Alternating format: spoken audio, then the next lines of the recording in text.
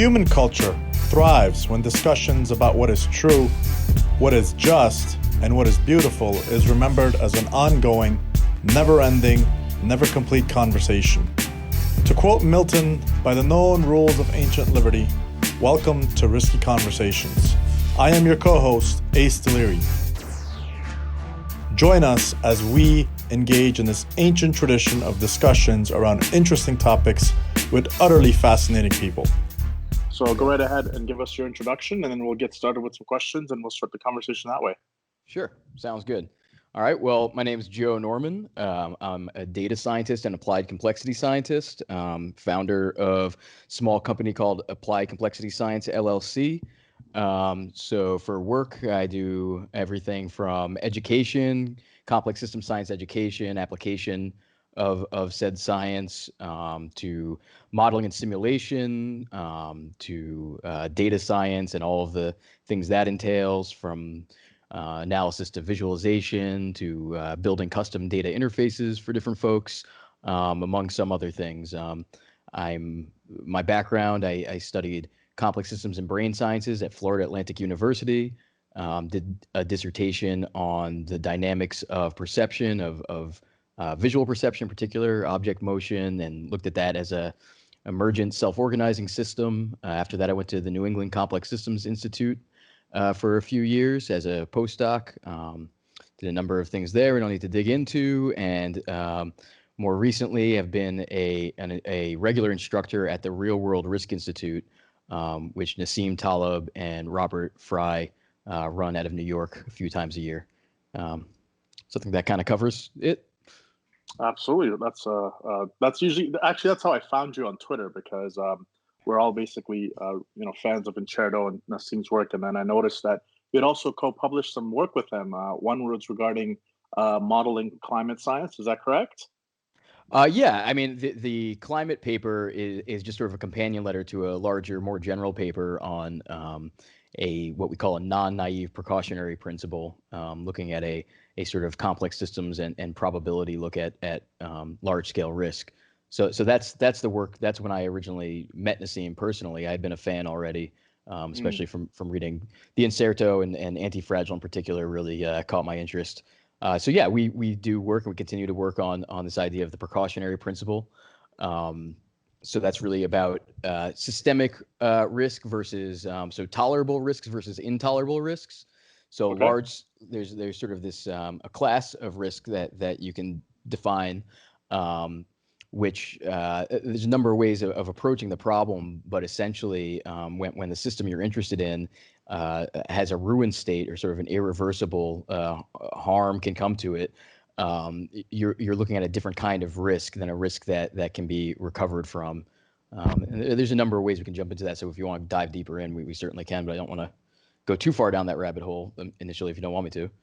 Oh, no. We want you to go as deep into the rabbit hole as you're willing to tolerate, because, like I said, one of the reasons why you're the most requested for guests on this show, and I've been wanting to speak to you for a while. And every time I've heard you on various podcasts, the thing that's really sort of got me interested in bringing you on is there's not enough of a fodder that they're feeding into the cannon of Joe's mind, right? So we want like some really hardcore, in-depth conversations.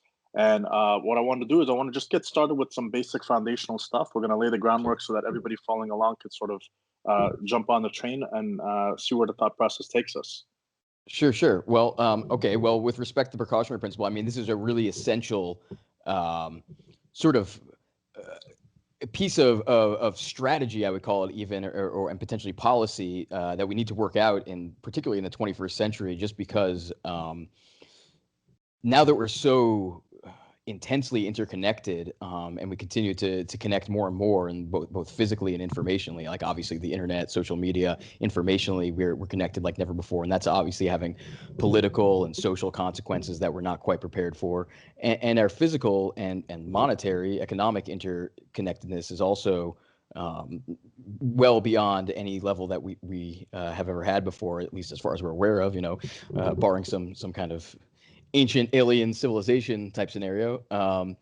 So what that means in effect is that the way that we've approached risk up until now is insufficient now because every action we take, or so many of the actions we take, have this capacity to grow, amplify, cascade, trigger cascades, interact with systems that seem distant, both in geographic space and sort of in conceptual space. So this, in effect, we're so interconnected that space, in some sense, has gotten smaller, and so now we need some kind of a rigorous approach to think through. Okay, what kinds of we need to continue to take risks. Risks are essential for us to evolve, for us to innovate, for us to get better, progress. But at the same time, we need to be mindful of the kinds of risks we're taking and separate those into risks that we not only are acceptable, but maybe we should be hungry for, and risks that are just, no matter what kind of benefits or imagined benefits is typically the case, you might come up with, the potential downside, that ruinous, irreversible downside that I mentioned before, just can't outweigh it. And sort of classic cost-benefit analysis doesn't address these kinds of risks, because this idea of sort of irreversibility and ruin really come out of thinking in terms of complex systems. And this feeds into Nassim's work quite readily, because what we're really talking about here is the difference probabilistically between thin tails and fat tails. So thin tails roughly are where extreme events, in any distribution, you have some kind of extreme events that are possible, but how quickly does the probability of large scale events decay is the question. And that's what that quote unquote tail is all about, that fat tail, that thin tail. So we can actually understand some things about systems, and the structure of systems, the agents that compose and are embedded within systems, and without having to predict the future in detail, which we really can't do so well in most cases. We can anticipate, are we dealing with a thin-tailed, in which case extreme events are kind of bounded. There's sort of a limit to which how big or how bad an event can get, or are they in some sense unbounded, where there's no clear limit to how big or bad an event might get. And just maybe to tack on some intuition with this thin tail and fat tail, you could think of, who's the tallest person you'll ever meet? Well, you're not going to meet anybody taller than 10 feet. We can say that pretty confidently. Now, who's the richest person you'll ever meet? Will it be a millionaire, a billionaire, a multi-billionaire? All of a sudden, now this monetary, this wealth variable, it doesn't behave like the height variable. It sort of can get bigger and bigger, and there's no clear bound on who the richest person can be, or who the richest person you might run across will be. So there's a very clean separation in terms of these probabilistic distributions and the features of the system that lead to these different distributions. So I'll kind of pause there and see if that makes sense to you. Yeah, no, absolutely. I think we have some follow-up questions on that. Ember, you want to take the first one? Yeah. So given the context of what you just stated, how would you define complexity science, and how is it different from people that call science in general? Okay, so complexity science is it's a science about, essentially the key term here is irreducibility. So to get at irreducibility, it might make sense to talk about, well, what is reducibility? So reducibility, or reductionism, is sort of the philosophy of reducibility, says that for every system or phenomenon I might be interested in, scientifically, the way I'm going to go about understanding that phenomenon is to break it into parts. In fact, as small a parts as I can, and the smaller the better. And I'm going to look at the properties of each of those parts in isolation. I'm going to study the properties. I'm going to, write them down, write equations about them, et cetera, et cetera. And at the end of this analysis, the idea goes, I'll know everything about the system, and all I'll need to see is, when these parts all go together, of course, X, Y, or Z happens. Now, in contrast to that, we can question whether, is everything explainable via reductionism or via reduction? And it turns out that pretty clearly the answer is no. So I'll try to give you a kind of toy example to play with. There's this thing called a Mobius strip. I don't know if you've ever heard of that. But anyway, Yeah, it's a definitely. okay. It's a geometric thing. So just for anyone else listening, who might not be aware, it's a geometric thing where you basically have like a strip, like think of a strip of paper that's turned 180 and then looped back on itself. So it's looped, but it's also twisted halfway Right. around. Right. In effect, what that generates is a topology or sort of a geometry that we can say that the loop is only one-sided. And if you you can grab a piece of paper and kind of play with it yourself, but what you'll see is that if you kind of trace, say, a pencil line across the paper, you'll kind of hit what you perceive as both sides of the loop. Right. And so we're saying this object, Mobius strip, is one-sided, we're going to call it. But if we tried to use reductionism to understand the source of that one-sidedness, what we'd end up doing, so we cut up the Mobius strip, and now we have a bunch of pieces of the Mobius strip, and indeed each piece of the Mobius strip will be two-sided. And so all of a sudden we have this sort of property that we've destroyed by reducing the system to parts. So where is that property? Where does it live? How do we understand that property of one-sidedness? Well, we best understand it by seeing that it's a property that emerges out of the organization of the system, or in this case, the object, the Mobius strip. So it's the way the pieces are organized or the way they're configured with one another that the property arises out of. So complexity science is really digging into that as a problem in general with looking at systems in the world. What properties are reducible? What properties are irreducible? And for those irreducible properties, how do we understand where they come from? What constitutes them, et cetera? And once you admit of emergent properties, all sorts of things follow then. And it also means that we can look across systems that seem to be made of very different stuff and find commonalities because they display the same patterns or they're organized in the same way. So what you find is that it's less about what is the stuff the thing is made of and more about what patterns does that stuff embody. Right. So in a sense, because the average person who would listen to what you just said, they would kind of ask you the following question, which is, given what you're saying with the Mobius strip, it seems like it's an abstract concept that some mathematician somewhere would be focused on. Mm-hmm. How does it apply to the real world in the sense that they could say, okay, I can apply some complexity science to detect bullshit? Sort of, it's the thing that main takeaway for me when I listen to you guys speak about this stuff is this allows you to see sort of like an example of where a group of people getting together is basically a couple of human beings, but then you put a couple of human beings and you keep increasing the numbers, and all of a sudden the dynamics of all that changes. Is that where sort of your theory comes into play? Oh, right. You're keying on it comes into play all over the place. But with respect to your comment on detecting bullshit, I mean, you're quite right that so often the situation is that there's an assumption that things either scale linearly. So, like you said, if you add more and more people, that's just like a billion people is just like one person, but a billion times over. No, a billion people behave much differently than one person times a billion. And so more generally, the emergent properties are extremely difficult to predict, and precisely because they're irreducible. So the way we tend to try to predict is to try to reduce and then extrapolate from that reduction, from what we learned in that reduction. And that extrapolation process, by definition, in some sense, misses those emergent properties because we've reduced to decide how to extrapolate. So in general, one of the problems of predictability in the real world is that emergent properties are normal, they're general, they're all over the place. There's nothing special about them, and that in turn puts some severe limits on our ability to predict what will unfold in a system.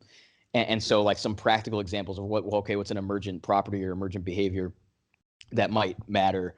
I mean, think of financial crises and bank runs. These are systemic dynamics that emerge out of the interactions of all the agents in the system.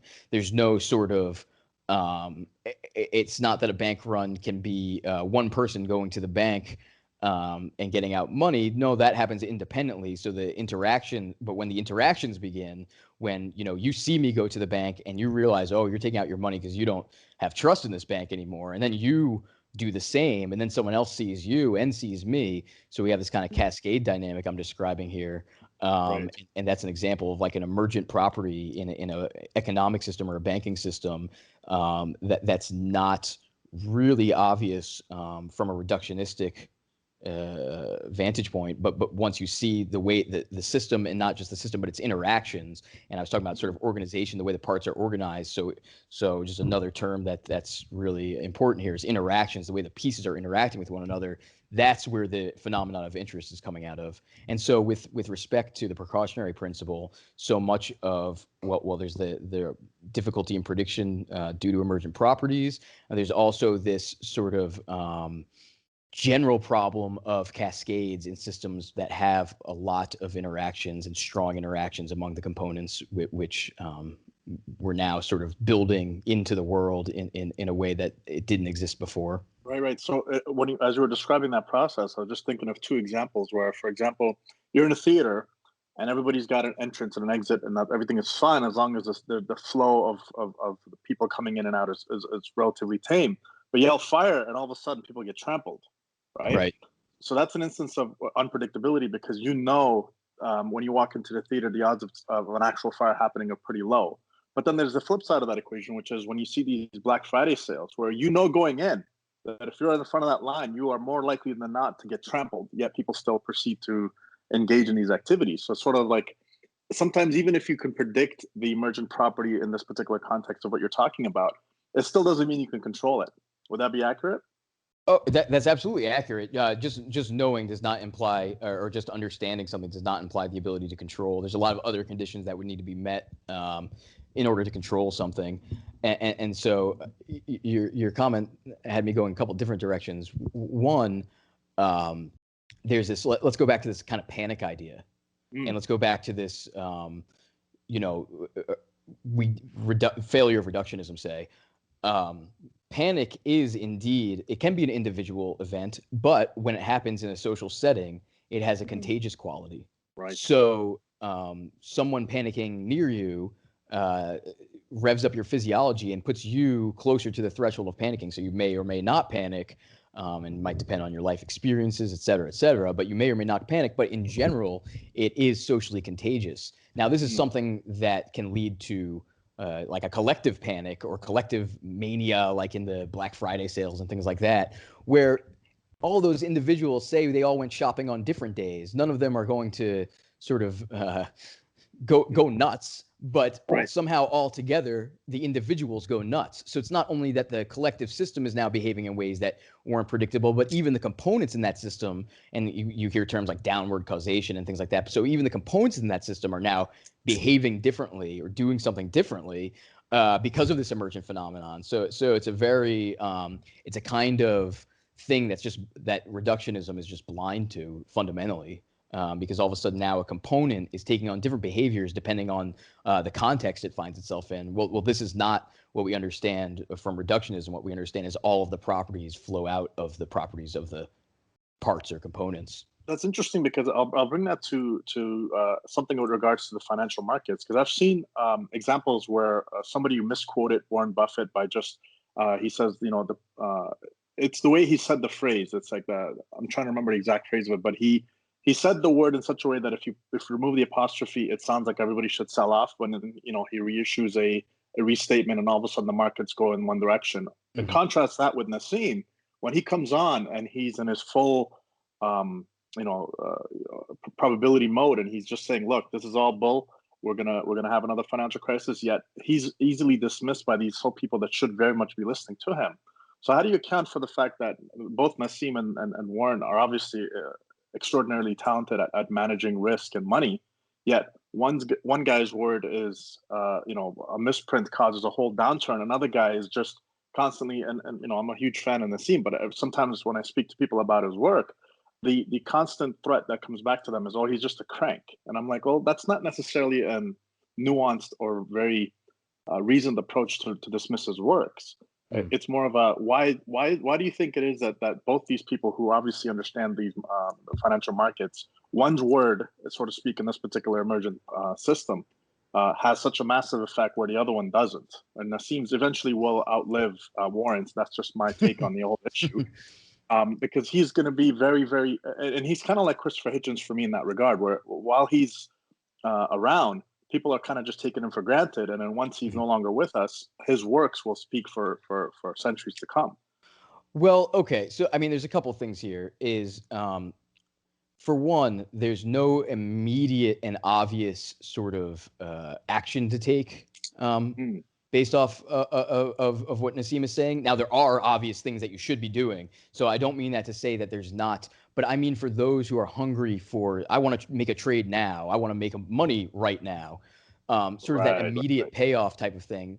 Nassim's saying, one of the things that people generally want to do is to find patterns, to see patterns, whether they're conscious of it or not. They're sort of looking for patterns, and we all know, and Nassim's Fooled by Randomness book, etc. But we all know that we can see patterns where there are none, and that's because of the way our nervous system is set up, and how important patterns are to us. So we see patterns where there are none. With respect to, say, time series, say a financial series that's behaving in this kind of fat-tailed way, I mean, what you'll see all the time are these subsequences. It sort of looks like it's quote unquote trending up, it's quote unquote trending down, and it's very tempting to assign that narrative to it. It's trending up, and not only is it trending up, but here's why. But it turns out that if you just take random draws from like this kind of a probability distribution, power law, fat tail, whatever, you're going to have those subsequences all the time. That's sort of just a matter of course. It's the randomness manifesting itself in the system. What's so important to understand about this distinction between the thin tails and the fat tails is that in a fat-tailed process, the extreme events dominate the entire history of the process. So it doesn't matter if I was trending up for 10 years. I can wipe all that out in an hour, and worse. So this is in a thin tail domain. You don't have dynamics like this. It would take anything that it would take 10 years to build up. It would take 10 years to build down as well. There's the largest movements in the system come from the accumulation of a bunch of events. They don't come from in these single events, high impact, dwarfing the rest of the entire history of the process potentially. And that's in fact sort of a rigorous way of defining fat tails. It's any distribution whose statistics are dominated by the tails versus the body of the distribution. And so I think that's one important reason why people will sort of cling to one and reject another, is that there's not a nice narrative to fill the narrative vacuum with when you first let go of, well, it's going down because of this, but it might go up because of that, and that kind of narrative and linear causal thinking. There's a humility involved, an epistemic humility in saying, no, look at what the data is actually saying. And the data is actually saying that, for instance, and this is something Robert Fry has analyzed formally, the Great Depression was bad, obviously, but that was nothing, and we can have much worse. And so this kind of, when you start to incorporate that into your frame, into your gut, you realize that a lot of the more, say, I don't want to badmouth Warren Buffett, obviously a very successful guy, but that sort of narrative fallacy that might be associated with that kind of an investor. Now, but I will say that something very important that Nassim and Buffett have in common. How did Buffett's quip go? Of first survive, basically, is the idea. Right. And this is the whole idea of the precautionary principle. It's, hey, no, it's not that we're saying that none of the benefits of this or that intervention are possible. They're possible, but the risk is so large that we have to take precaution in this case because our first job is to survive. Without that, we've got nothing. So that's really something they share in common, and probably accounts for both of their success in a very important way.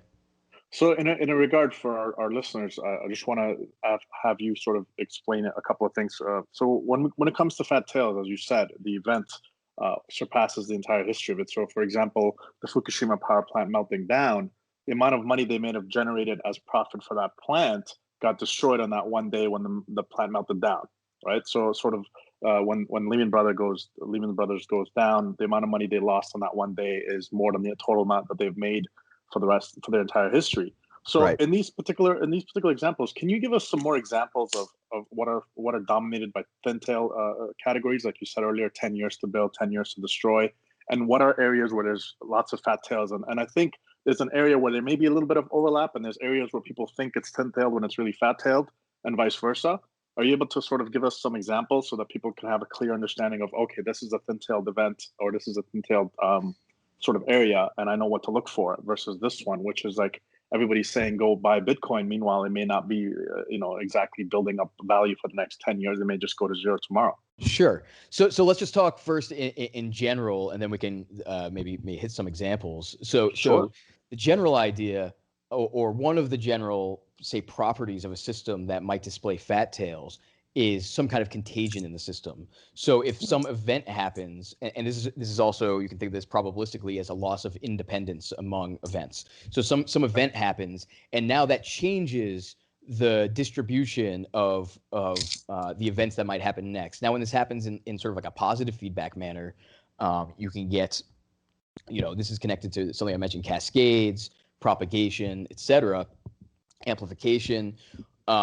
You have this kind of domino effect where, okay, so if let's say we did a podcast in the room together, we're doing a distribute. Let's say we did it together, and you come in and you've got Ebola, but you're like, I'm going to tough this out for the podcast, whatever.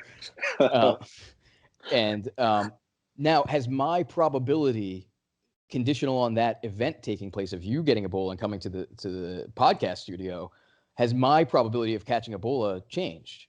Absolutely. So you can see there's a contagion, and this leads to a non-independence of those events, and that is where fat tails arise from. And so then contra that, thin tails arise from just those situations where you lack those properties. So independence of events. It doesn't matter if something happens over here, it has no effect on something that happens over there. And this is actually why the sort of interconnectedness of the globe is so important for thinking about risk, because it used to be that things were separated by space such that the effects had dissipated by the time the effect of one event had reached another event. And so statistically they were weakly interdependent, or essentially independent. And so thin tails come out of that independence of things that are not connected. And that's, to circle back a little bit, that's one of the important connections here with complexity science, because in complexity science, we're really thinking about how are things interconnected? What are their interdependencies? So things like, what's another example? So talk about viral contagion, so pandemics. Right. This is a fat-tailed risk. Precisely because it's a contagion problem. It's might call it a multiplicative dynamic. I mean, power outages and interconnected power networks and power grids. Power outages happen, small ones all the time, and every once in a while there's a really big one. And despite the fact that our understanding of the physics of the engineering around power transmission is so sophisticated relative to some of our other understanding, they still surprise us. They still scale larger than the known physics anticipate. And why? Well, it's because there's these emergent properties of these interconnected and interdependent systems. So economic systems, once again, our global, we now have a global economy. There's not really separate economies. And so when a downturn happens somewhere, it can trigger a downturn everywhere. Informationally, we now have cascades clearly from social media. One tweet from someone no one's ever heard of can turn a political discussion and potentially the political outcome, on a dime, 180 degrees. So in all of these cases, we're talking about systems that there's, amplification, contagion, positive feedback. So there's these structural type of properties in the system that will manifest fat tails, and really thin tails are when you either have independence or you have some say, logical bounding. Like, for instance, in human height, a lot of the reason that's thin-tailed is because, well, humans have a characteristic size, and you can only give birth to a baby so large. So there's these kind of other bounds on the system that we can feel pretty confident about. So if we were in a room together and I had Ebola, the odds of you getting Ebola are pretty high. But if I had, let's say, a torn rotator cuff, that doesn't really affect you because the Right. boundary layer between my shoulder and yours are clearly defined. Right. So, and when you talked about space giving us the ability to dissipate the contagion process, is it because the speed of travel is now so much faster than it used to be, that in the fact that I can jump on a plane and I could be from here to Turin, Italy in less than a day, and if I do happen to have Ebola, I can just transmit it to all the people in that world? Is that the process? That's precisely really it. So you can travel far quickly. Information can travel far, essentially instantly, relative to the timescales we live on. And not only that, but that adds these long range connections into the system, and all this uncertainty too. Because if you're trying to, say, predict what's going on where, where's Ace tomorrow? I have no idea. If you jumped on a plane, you could be anywhere. right? So that's exactly right. So then let's think about it this way. So we talk about long, thin-tailed in the sense that it takes years and years of accumulation. So let's run a thought experiment. We take McDonald's and we make it worldwide, and we're selling everybody crap from Afghanistan all the way to Zimbabwe. And over a period of, let's say, 50 years, a whole generation of people have been brought up eating this noise and this junk food. Now what happens when all of a sudden the accumulation of that garbage starts to manifest itself in higher healthcare costs everywhere you go? How do we sort of describe that situation? Is that a whole different thing all in its own? Is it just emerging now because it's a different set of problems, or is that just a continuation of the thin-tail problem in a different domain? Well, I mean, what we're talking about, sort of a global scaled franchise, is clearly enabled by the existence of these technologies, information and transportation technologies. So it's not separate from that in that sense. You don't really have the infrastructure to manage or implement a global franchise without those things. So it's a totally a product of those. Now, with respect to sort of the homogenous exposure. Now let's just, extreme example case. Now McDonald's takes over the world food supply and everyone is fed on McDonald's, right? So you do now that you're exposing everyone to the same, let's say, agent, Right. you're introducing a systemic risk in that process, because it's a new experiment. You've never run the experiment of what happens if everyone eats McDonald's their whole life. You might not really have even run the experiment of what happens if one person eats McDonald's their whole life. And so that's the kind of place where we really need epistemic humility, is to say, some things. So we're talking about McDonald's. That's easy to kind of say, well, that's junk. But what about a very sensitive topic, vaccines, the anti-vax versus the vax. I don't really fall into either camp because I have a healthy skepticism, especially for novel things that don't have a track record. And vaccine is too large of a category to really say, oh, they're all good, because you don't know. If I develop a new vaccine tomorrow and it turns out that it's bad, then are all vaccines good? And obviously not. And so one of the concerns that I do have is not of any particular vaccine, but the idea that there's sort of this central bureaucracy that determines what vaccines everyone gets sort of simultaneously in sync. That now presents a systemic risk that's not present by independent decision making. If you can choose what you're getting and I can choose what I'm getting, then we have some thin-tailedness there because we're choosing independently, presumably. So this is, once again, I think that in a general sense, vaccination is a good thing, a great discovery, and it makes sense to get vaccines. But we still have to have humility with respect to how do we implement these, and when we have new technologies, new innovations in this space, how do we roll those out, and how do we track the effects, which can, in living systems, the effects of something so systemic can take years and years to manifest. I mean, look at something like mad cow disease, prion disease. People can have these things in their body for 20 years, then all of a sudden one day the feedback cycle kicks in, and all of a sudden they're gone. That's just adding another challenge on to how do we even track the cause and effect in these kinds of systems. Makes sense. All right. So how do we accept novel things without risk associated? Novelty always brings risk because novelty is by definition uncertain. You bring uncertainty in the system. You don't know what all of the interactions will be of whatever you're introducing. So there's no novelty without risk. So one of the things is that we need to have a healthy appetite for risk so that we can discover novel things that are beneficial to us. The challenge is that we need to have a clear view on when the kinds of risks that we're talking about have clear upper bounds or thin tails versus when there's no clear upper bound or it's a fat tail by all accounts and by all analysis. And so, for instance, in the Precautionary Principle paper that we released, we use GMO agriculture or wild release GMO generally. It doesn't need to be agriculture. It could be other ecosystem engineering projects, eradicating mosquitoes, whatever it might be. We're calling into question the sanity of this constant wild release of perfectly novel organisms precisely because they have these contagion effects. They have these interaction effects. They are interacting with ecosystems which have a huge amount of interdependence or are set up for cascades, et cetera, et cetera. And when you look at not only how, what are the properties of the organism, but how are those parties that are putting them into the environment, how are they doing that? And you look, okay, they're doing it globally.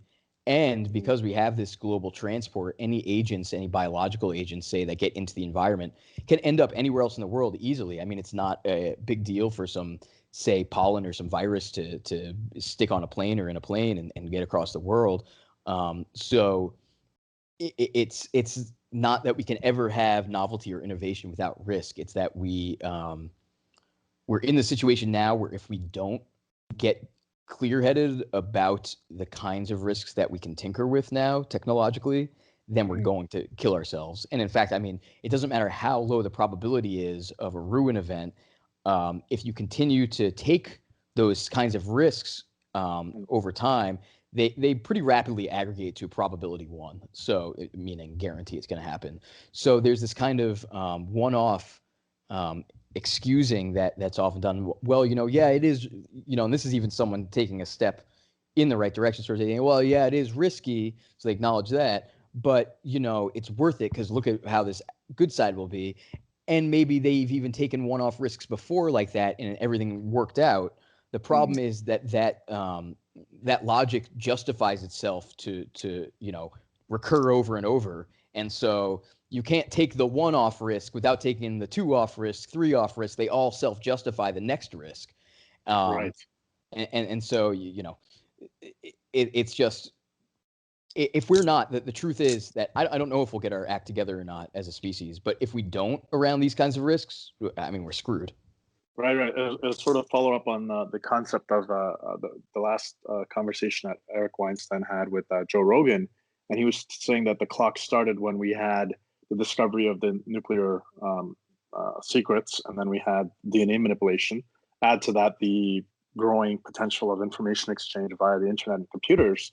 Your concern on this front, as far as I can understand it, is that novelty in itself is not a terrible thing as long as it's contained within a small sample size in a geographical area where we limit its exposure to the rest of the environment. Would that be an accurate way to describe it? And it could be a very good thing. It's not that it can only not be a bad thing. It can be a very good thing. Yes, right. but for something that's good to emerge and to sort of spread in a reasonable time, like a reasonable time that doesn't present this huge systemic risk, it needs to grow slowly. So the adoption rate has to be something reasonable where, okay, we've tried it in this zone or something, and we've been doing this for 40 years or whatever, depending on what you're doing.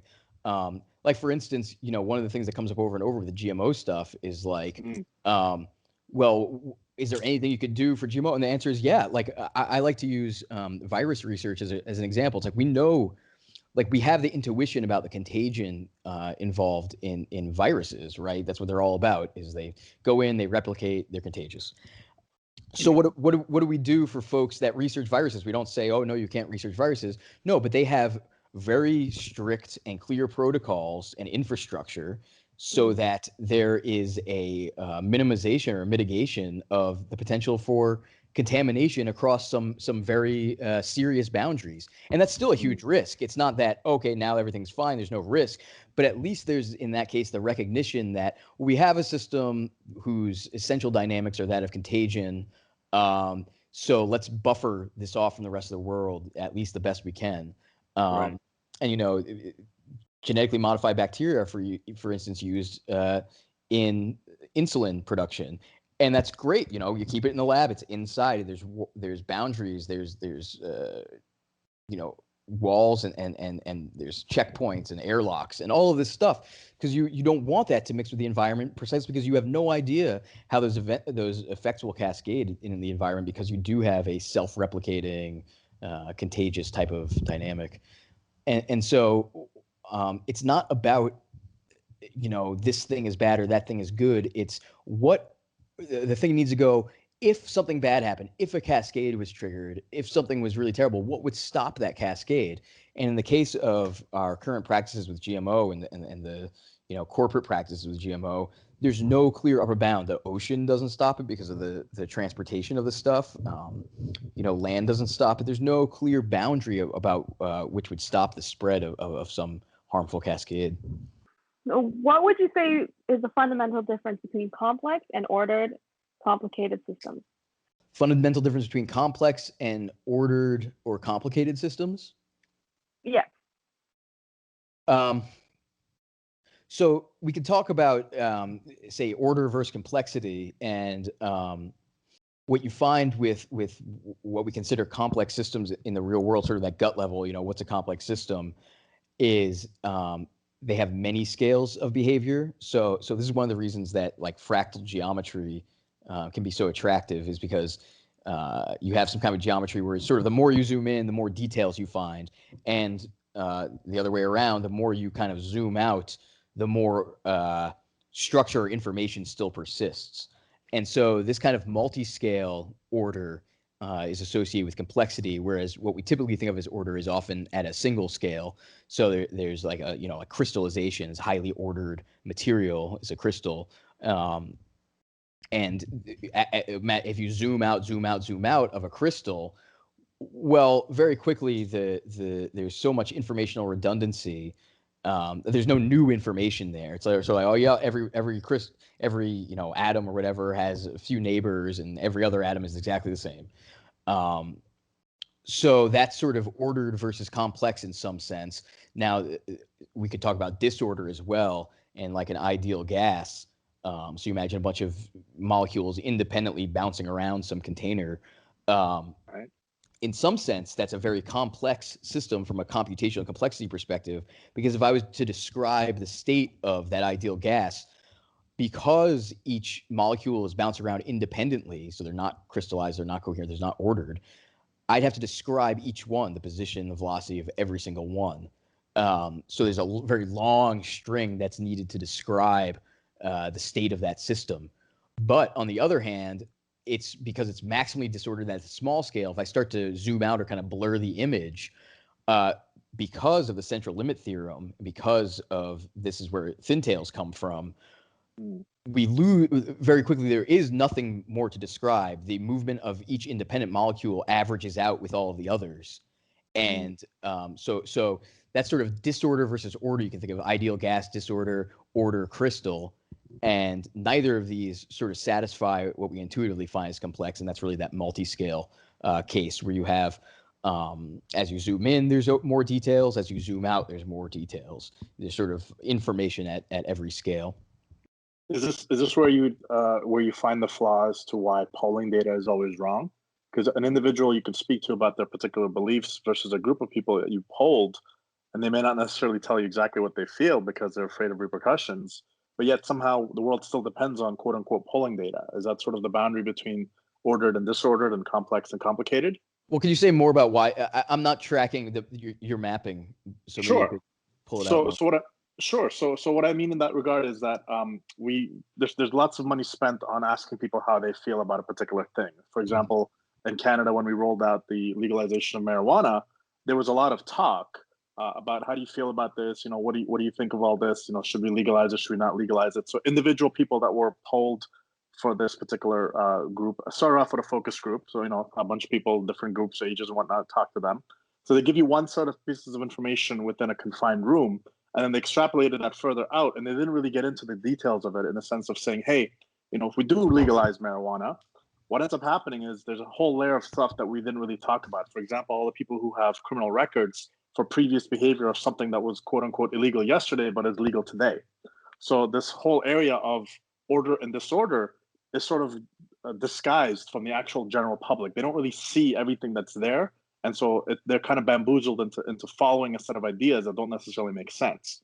So what I'm getting from all that, and from what you just stated to me, is that the behavioral theory of looking at something on one layer and assuming it's the same at a higher layer, but it's still not really fully up to scale, because you can talk to a guy in a room, he'll give you one set of answers, and that same guy will give you the same set of answers more than likely if he's in a room with 5 or 6 people. But if he's by himself altogether in a voting booth, he's going to give you something totally different that's more likely to be honest. Yet we Mhm. still seem to be fooled by this idea of let's do polls. So I mean, there's a number of issues you're speaking to there, and one is that feature of complex systems, which are that the context matters a lot. Mm, So it's not that a person always has the same response to the same question. Are you asking them on television? Are you in a room right. privately with them? Are you best friends? Are you a journalist? Mm. Do they know your name? So I would say that with respect, that's sort of the most relevant kind of complexity concept that I feel coming in here, and this is certainly related to that multi-scale order in the sense that because the system is complex, when we try to extrapolate from one situation, we think we've sort of distilled it down to its essential components, and then we extrapolate that to actually a different situation. There's not a clean mapping between those two.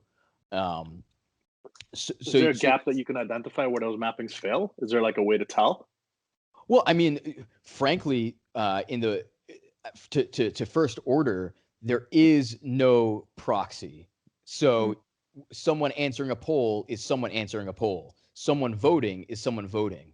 Those are two different things. So we've gotten very comfortable with the idea that we have all these proxies by which to estimate things, and it turns out that they're not nearly as good as people thought or people have treated them.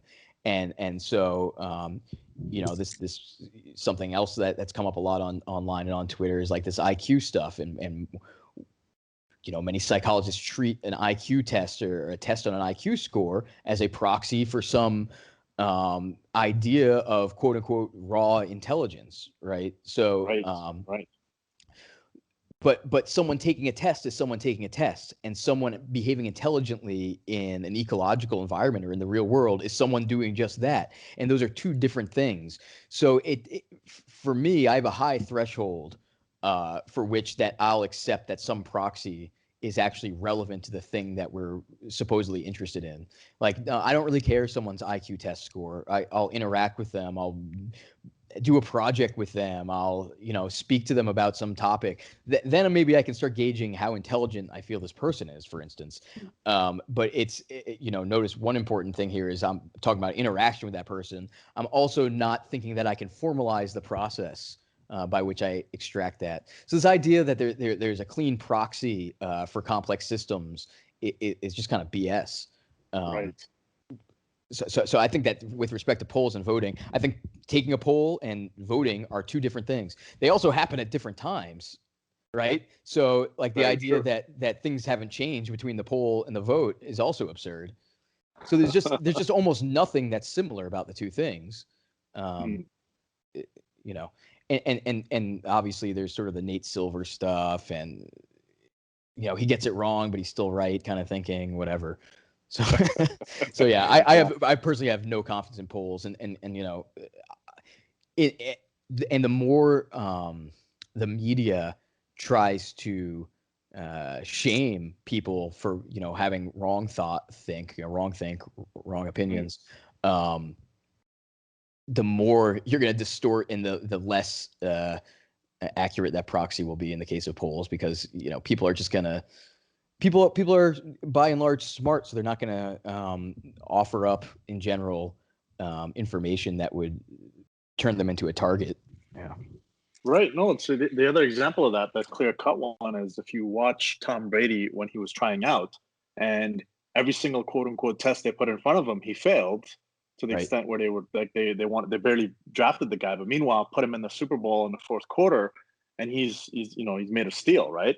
So that proxy test failed. I'm from New England, so this is Tom Brady is a good one. So yeah, I mean, not only that though, but so the tests didn't do a good job. I mean, this is a team sport with strong interdependencies among the players. So it's not only that the test did a bad job of predicting Tom Brady, we also don't know what would have happened if Tom Brady went to a different team. Maybe you would have never heard of him. True. So it's it's the other players, the coaching system, et cetera, et cetera. The core idea of complex systems is that the parts and the whole have some non-trivial relationship with one another. So the whole contextualizes the parts interact to develop a non-trivial whole. So this kind of trying to isolate, and in sports stats, I mean, why can't sports stats people just make a shit ton of money all the time? And the reason is because, well, reductionism doesn't work. Right.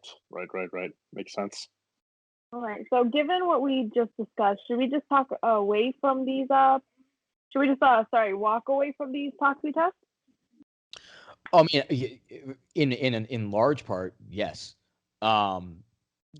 They are probably stealing more resources than they are adding value in most cases. There's some, I mean,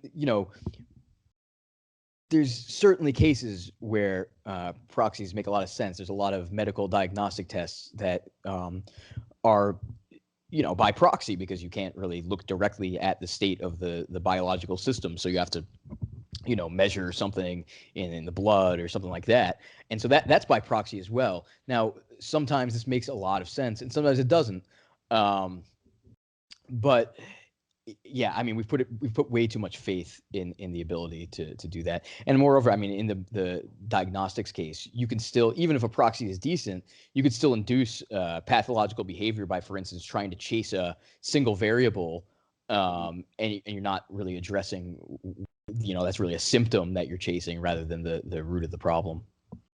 Yeah, in that regard, I always found it funny how, because when I was younger, I was very much into, bodybuilding and weightlifting, all that stuff, and how they tried to find the quote unquote active ingredient within a particular plant or herb or whatever, and just sell you that thing, because all the other stuff was according to their definition inert, and so they're just dismissed. And as we've learned from Nassim, is the stuff that really works is almost always silent, right? Because you don't hear from it.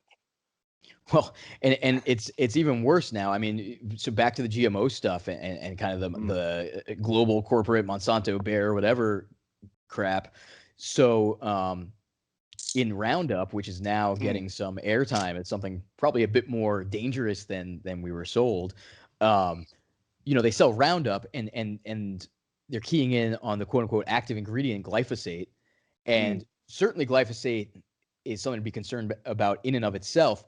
But Roundup contains a whole bunch of proprietary, what they call adjuvants, which are designed to increase the biological penetration of the glyphosate.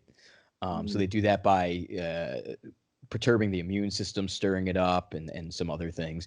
And so these are listed as inactive. And I mean, can you imagine anything more active in a biological system than something designed to penetrate it? I mean, it's absurd. So just you got me thinking of that, talking about the active and inactive ingredients. But you're exactly right. I mean, even vitamins and supplements and everything suffer from being introduced in isolation, which is much different than eating something that contains that thing. There's things they call cofactors, meaning stuff that comes along with it that encourages or aids in digestion or causes some other things. So in general, things alone are different than things that come together. I mean, we know this in some sense, just looking at, there is a sensitivity to like drug interaction effects. But once again, this is sort of treated as a special case. Oh, look out for the interactions. But no, in fact, it's very general for things to have interaction effects, especially when we're talking about biological systems. Makes sense. So let's go back, and I want to bring you the most common rebuttal I get to the GMO conversation, which is that, so first of all, just so that we are on the same page, one of the problems with the GMO approach is that they're essentially p-hacking, in the sense that they're doing 50 experiments, and the one that passed, quote unquote, of a limited constraint in time and space is the one they think works, so they'll go out and push it out there. And so right off the bat, that in itself sort of the suspicious behavior to say, okay, look, it passed within a very constricted set of guidelines in the lab. You know what though? You're actually giving them too much credit. That doesn't even Really? happen. Yeah. P-hacking is one step beyond what their level of honesty. No. They don't. They've spent all their money not on p-hacking, but on PR and what's known as astroturfing and sort of trying to catch NPR, trying to quote unquote correct the conversation on Twitter with trolls and shills and whatnot. And so they're not even doing that. That would be one step better than what they're doing, frankly. So you know what? I know that sounds crazy, shocking. but it's true. It is, because we're all under the impression that if you're working in a lab and you're working on genetically quote modifying things, that you should have a PhD and a pretty good grasp of statistics and probability and errors and some of the general science stuff that you touched on. I guess we're all under the impression that just because you're working at one of these companies, it doesn't mean that you actually know what you're doing, right? It doesn't mean you know what you're doing. It doesn't mean that you're honest. It doesn't mean also in general let's forget these companies. Let's go back to those sort of academic scientists and whatnot. There is, so let me put it in the most direct terms. I was very disappointed to find that even in the domain of complex system science, when I went to the conferences, you'd find almost nothing but reductionists. Okay. So at least complex system scientists are aware that there's something called reductionism, and there might be some limitations to that approach. Nevertheless, it's still the sort of personality type that gets into sort of academics for the long term, especially in today's day and age, where they have this tendency to reduce. So and now outside of that domain in science, there's not awareness of the assumptions that people are using. They're leveraging assumptions that they're entirely unaware of. They're completely hidden to them, and they don't know that there's other possibilities, that in fact these other possibilities are manifesting themselves all around us. So yeah, there's no reason to assume that just because someone has a PhD or does lab science or something like that, that they are aware of any of the kinds of things that we've been talking about, any of them. So that something that we're kind of reaching in many ways the limits of reductionistic science, and you can see that in the plethora of papers that are produced that say essentially nothing. Right. So the question I had for you on that front is, so let's say you give me two conclusions and Ember gives me two conclusions, and then I build a whole new hypothesis based on the four conclusions that you guys have drawn from me. But what I forgot to do, even though that chain of reasoning may be valid, what I forgot to take into account is the scale at which your assumptions hold true. And therefore, once I push it past that region, it crumbles on the foundational level, and then we don't really know why, and we get all upset about it. Is that what you're starting to see with the people who are defending all these GMO branded conversations? Is that their whole shtick, which is like, hey, these are all solid foundations of assumptions built on conclusions of other people's work? Is that where are they even making it that far? I'm trying to give them the benefit of the doubt. Right. So let's try to be as charitable as possible. Yeah. Unfortunately, in this case, it's really a case where they've tried to how to put it, leverage the sort of social standing of science and to posture as if what they're doing is science or scientifically grounded or based in science or something. But it's actually not the case. What's happened is they've developed some technologies, and they're conflating this idea of development of a technology with scientific understanding, especially outside of the scales that they develop the technology in. And so there's sort of this I'll say intentional conflation, and I'll say intentional just because there is a marketing strategy at play here, and so it's all of the things you're saying, but in this case, it's worse. Now, in the most charitable case, it is the case that the assumptions are gone unquestioned, are mostly most are unaware of them, and the task now is to bring those assumptions to light, make them explicit, test where they hold, test where they don't, and always be mindful of the fact that we are always making assumptions as we move forward. And some of those assumptions, if you're wrong about them, no big deal. Some of them, if you're wrong about them, very big deal.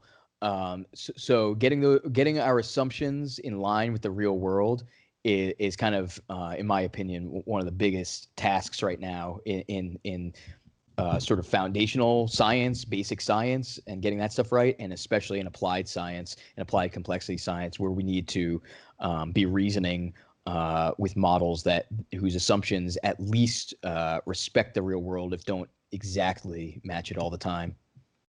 So that's interesting, because the argument they like what I've seen, and I didn't really know the problem with GMOs until I met your work and Nassim's work, was that if you leave it unchallenged, because initially the argument is, oh look, we're feeding poor people in a country where they'll have very limited access to roads and transportation, and the climate is very arid, and we can't really get water in there, so they can't grow their rice. So we're helping them, and we ignore that, and then eventually becomes to fake meat in the Western world. So because the foothold was started there, it actually migrates itself into like a new venue for them to say, hey, let's extract some profit by pushing this other idea where we need to replace one meat with 45 different chemicals.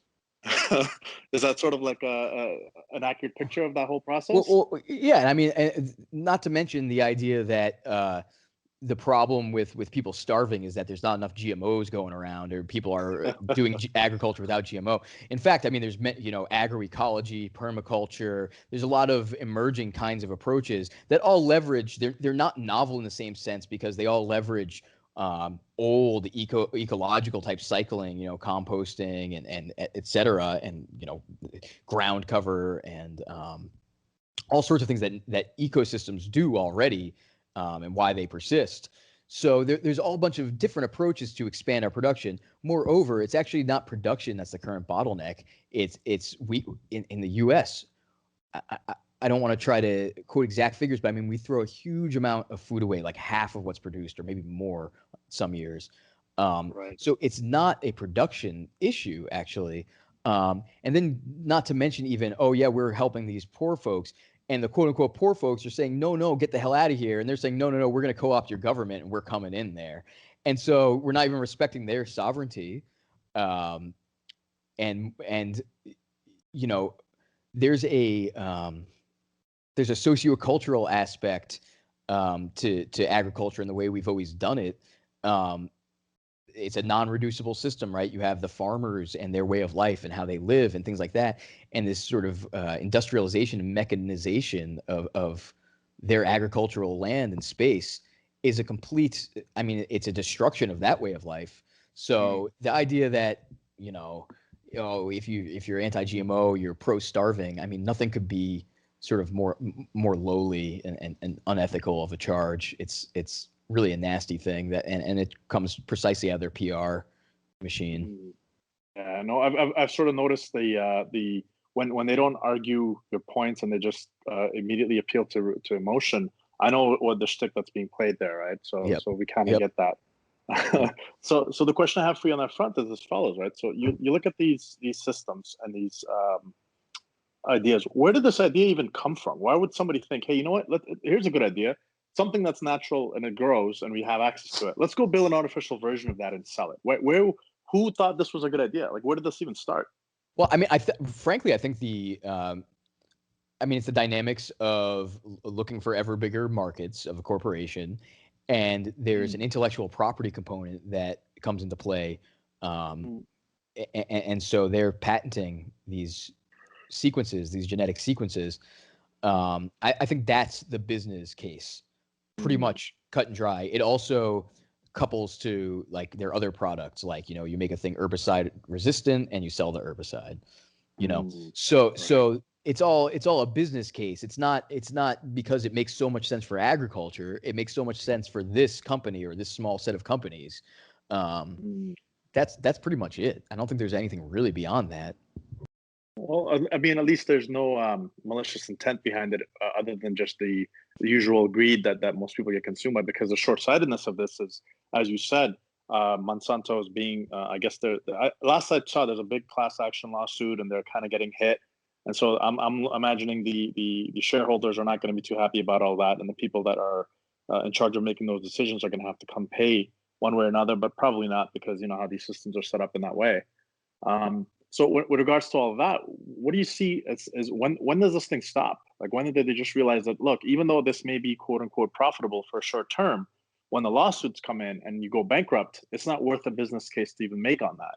Do you see that happening, or are we just? I think you're nailing it. No, I think it is happening, and I think you're nailing it exactly. It's unfortunately, it's not going to be because central governments are wise and make good policies and whatnot. It's going to be there's a financial disincentive via lawsuit. Thank God for lawsuits, and when that goes into those billions and trillions of dollars, it's just not worth it to try to do that business anymore.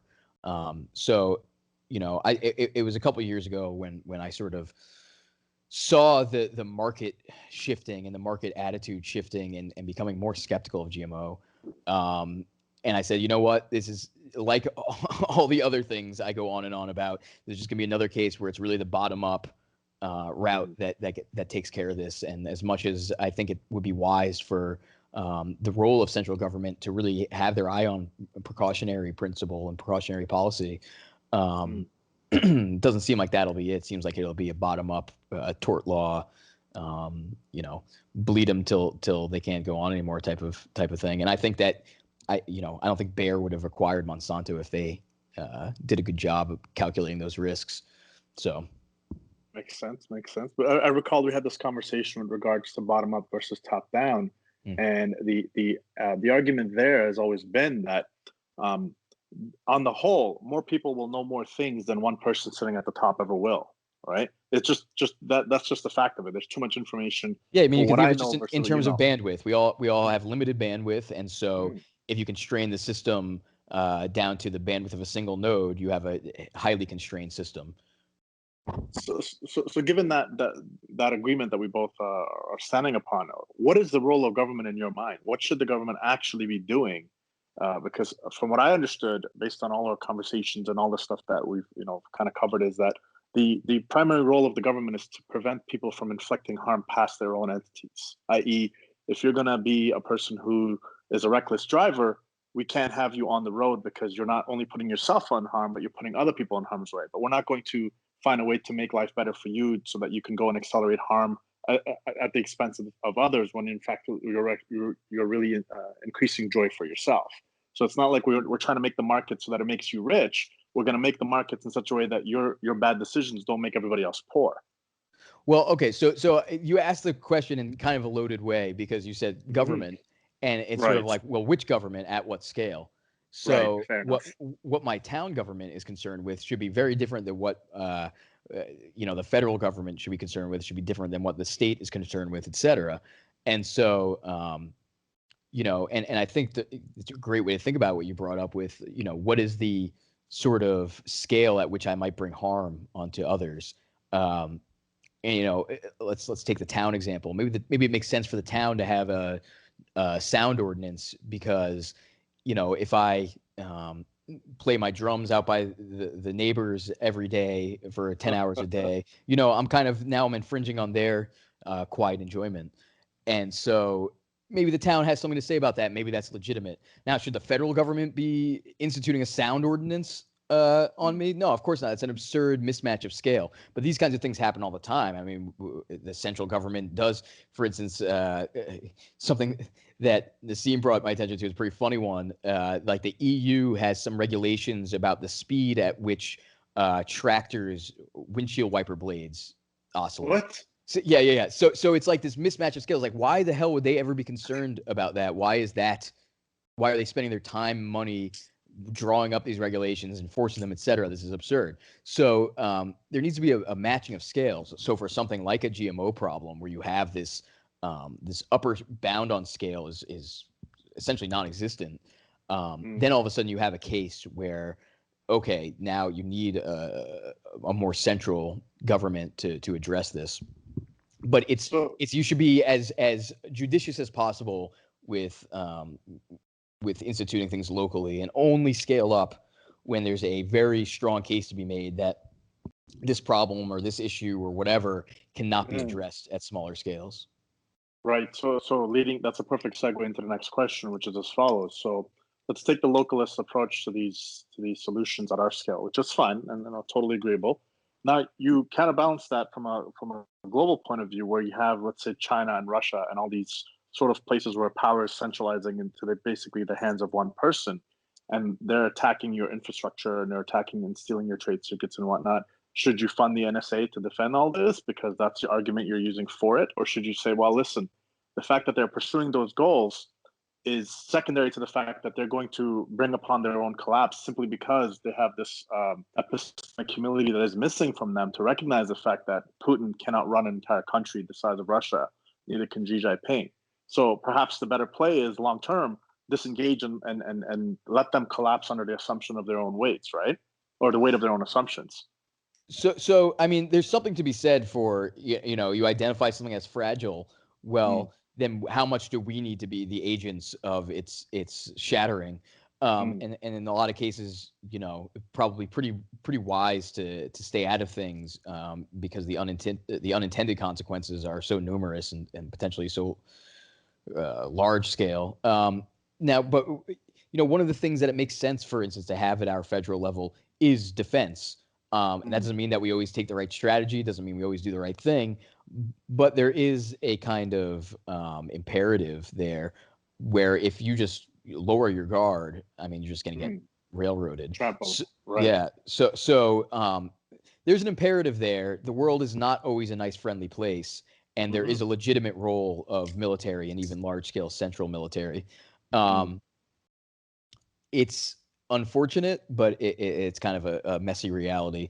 Now, what we actually do with the military is often stupid and short-sighted, and suffers from an overconfidence in our ability to predict and to forecast what if we just topple this, then everyone will greet us as whatever liberators. Yeah, exactly. So obviously we don't always make the right decisions, and we should be much more conservative with our tendency to intervene. Intervention should be kind of a last resort, and so we really should be Department of Defense is the bottom line. We're not really behaving that way. It's not behaving like a defense mechanism, but it should be. But the idea of getting rid of it, now you mentioned the NSA. I don't really want to enter that quagmire of the surveillance and all of that. But just to say that there certainly is a legitimate role to all of these things, and there also is certainly an abuse of these things. So there is a risk associated with that centralization, without a doubt. So see, this is another part where I think me and the crew, and that's usually just a band of misfits that is the RWRI guys, I sort of stand apart from them in the sense that I don't really necessarily think that Edward Snowden or Julian Assange are quote unquote good people or bad people, because the line of business they're in is to be deceptive, right? So I say time will tell if there actually are good guys or bad guys. We won't know that until everything is sort of brought into surface. And sometimes it can happen where everything looks good even after they're dead for 20 years, and then all of a sudden the treasure trove of data comes out and we say, hey, they really weren't as good as you thought they were. But a lot of the guys on the crew, they tend to take this side that these guys are supposedly good. What's your take on that whole approach? Well, I would definitely follow your lead in this case, and I would, engage some humility here and say I have no idea, because, like you said, like time will tell, or it won't, and maybe we'll never know. Right. And so, as a red-blooded American, I can't help but feel like, okay, well, if someone is constantly sort of pantsing the U.S. and somehow is also never exposing say Russia and its misdeeds, but probably has good information on those too. I have to say, well, what's the asymmetry about here? The sort of breaking of symmetry in that case is to me a little bit disingenuous. You know, you're not just a freedom of information fighter if you're holding some information back. Right. And so is it likely that Julian Assange has held information back because it benefited him to do so? Yeah, I'd say it's pretty likely. So the idea that, yeah, he's just this great guy and how terrible, you know, is kind of absurd on one hand.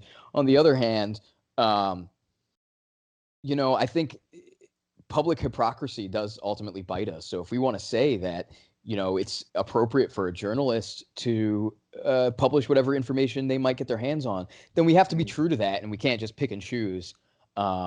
So Julian Assange could both be a not great guy, and the treatment of him could be wrong.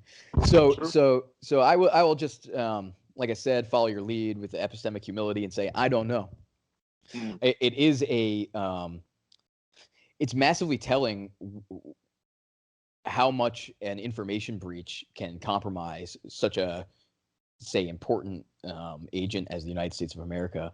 So it tells you something about the fragility of things, and you know, the more centralized things are, the more those kinds of fragilities will manifest as harmful events. You know what's funny about that is as the events were unfolding with Snowden on YouTube, the thing that struck me the most was, how does one person have access to all of this information? That should have never happened, regardless of how quote unquote talented or intelligent this person may be.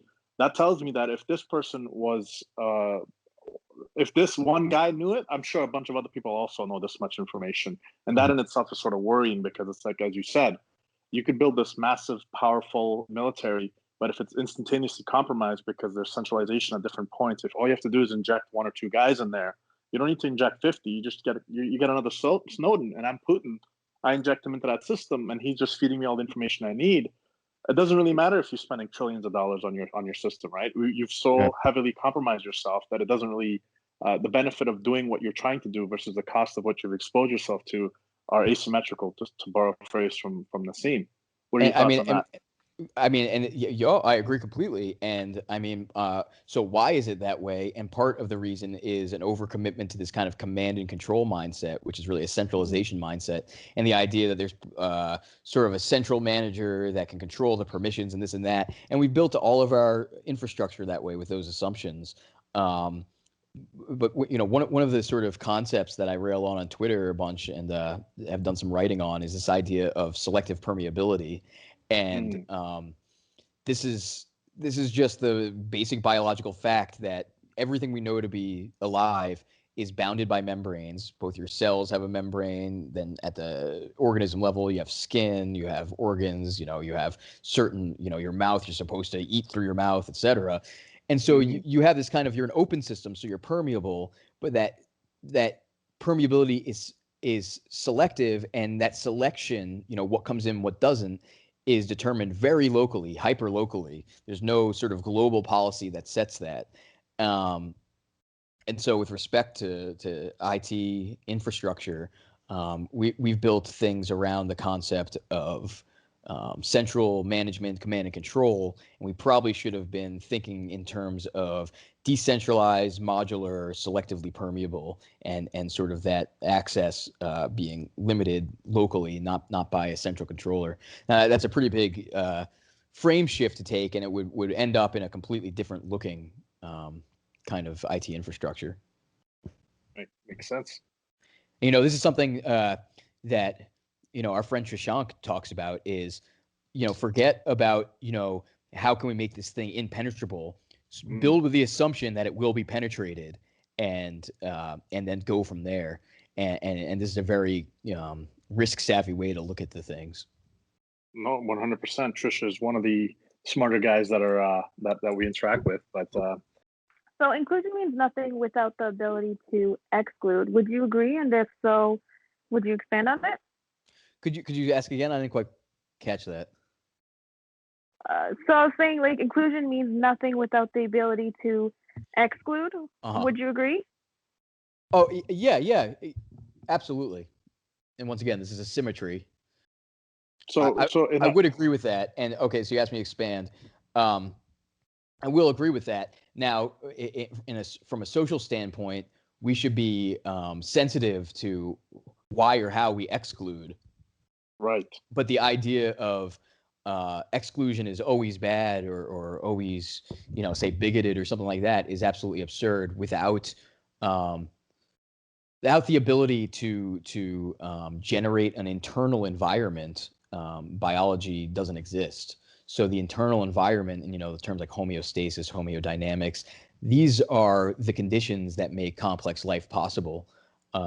So without that sort of dichotomy or duality of sort of inside and outside and a boundary that separates them, you really don't have living systems. And I consider social systems to be living systems. And I think that it's reasonable to treat them that way. And when you look, you see that boundaries and territory are very old and they exist in ecosystems outside of humans. So it's not some human invention. Now, that being said, one of the points of tension we find in the modern world is this interaction between genuine boundaries, sort of emergent bottom up or even physical geographical boundaries, and top down imposed administrative bureaucratic boundaries. And when those don't match, you get a lot of tension and a lot of conflict. And so that boundaries exist and are essential shouldn't be confused with the idea that every boundary makes sense and should always be imposed as it is today. So it's a delicate balance. I just, the social conversation tends to go in the direction of sort of boundaries or borders are bad and unethical. And it's just, it can't be that way. Complex systems are open systems, meaning they take in and export matter and energy and then do something with that on the inside. And without that ability to manage what's coming in, you're basically infected, for lack of a better word. No, it's in that sense. I look at it in the following way, right? So as you just stated, in and out, mouth and anus for food and waste. That's great. Right.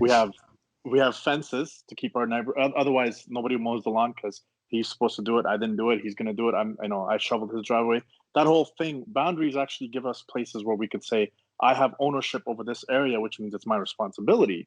Yes. And the ability to take that idea and just throw it away. Like one of the conversations you could have with people say, listen, the computer that you have, it has an inbound method from which you could tell it what to do. You have to write code to it, or you have to have a user interface for it. Otherwise, slamming it is not going to, like, I always give the simplest example. I'm like, okay, you don't want boundaries? I want you to think of the following boundary. I put a passcode on my phone, and you could bring the entire US military with all the brute force of the F-35 fighter jets and the tanks, and you're not going to crack the password because that boundary is specific to that particular interface. And so for people to say that, oh, we need open borders or we need all the borders closed off, I'm like, no, you need to understand the concept of, allowing things to come in and out. And we actually have that. It's called legal immigration. Right. And they always conflate this with, oh, everybody's an asylum seeker. And obviously that's not true.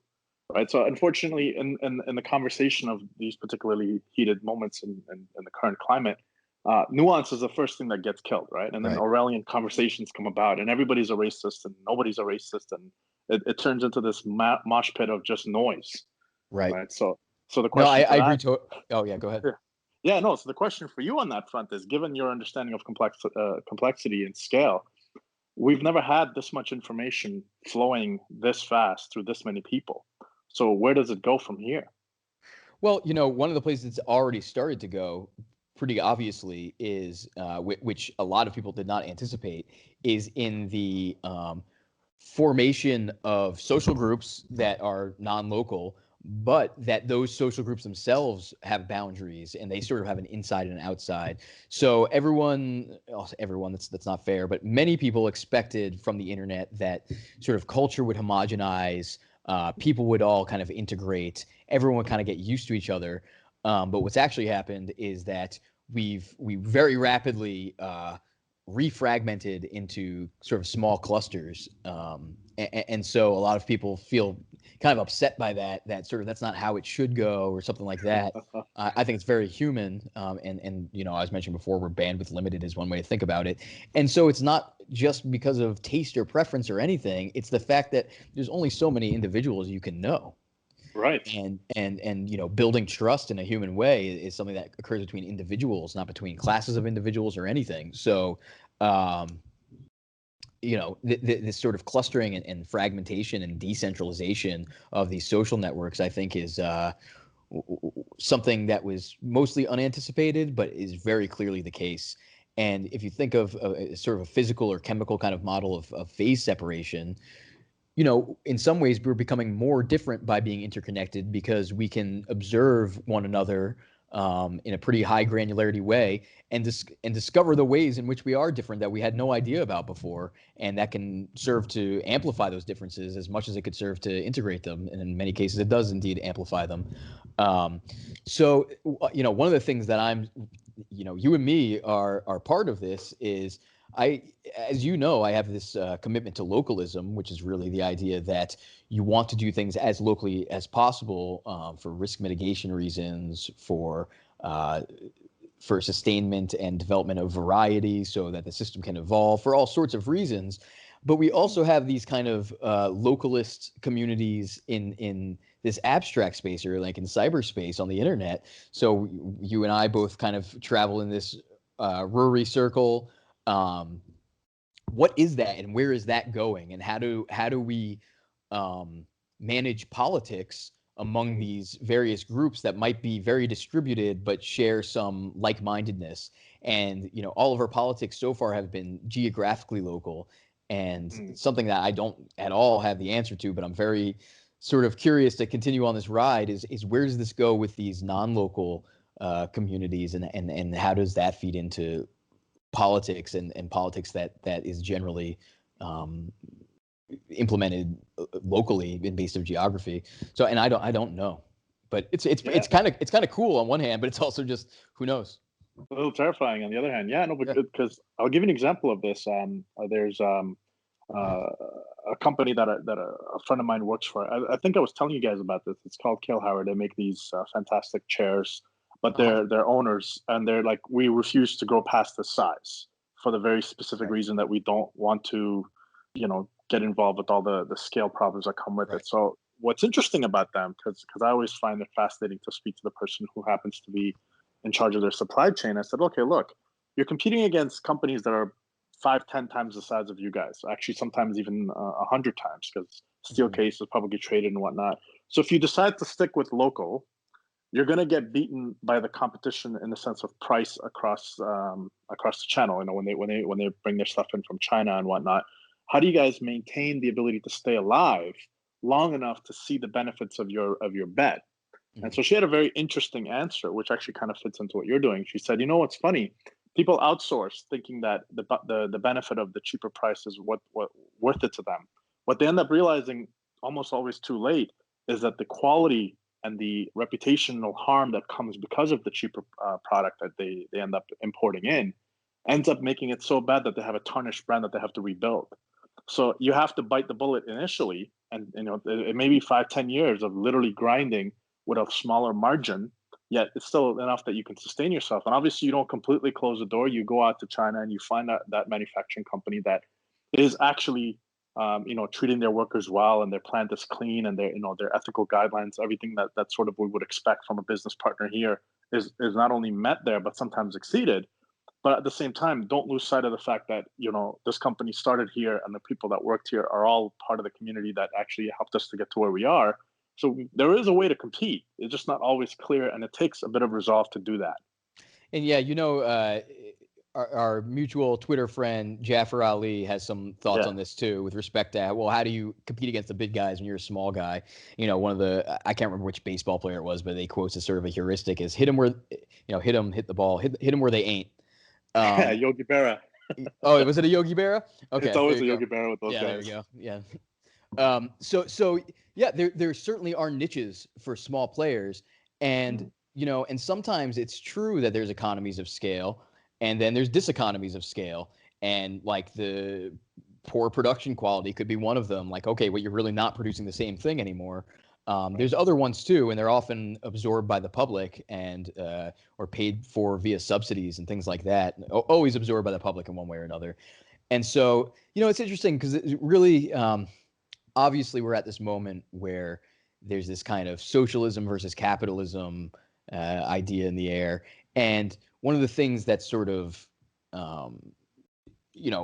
tightly associated with capitalism is this idea of bigness and sort of global monopolies and global corporations and whatnot. But it's not at all clear that in and of itself, there is always a pure incentive to grow bigger. And in fact, when you do start to undercut the environment that sets the conditions for your existence, clearly there's that incentive starts to become moot. So one of the things that we need to kind of move forward with, in my opinion, is a renewed idea about capitalism where we see and nurture the environment for many, many small players. And we already have that. The problem is that the big boys have gotten so big that they capture governments, capture regulations, and they kind of then can play bully, and there's no longer actually a fair competition.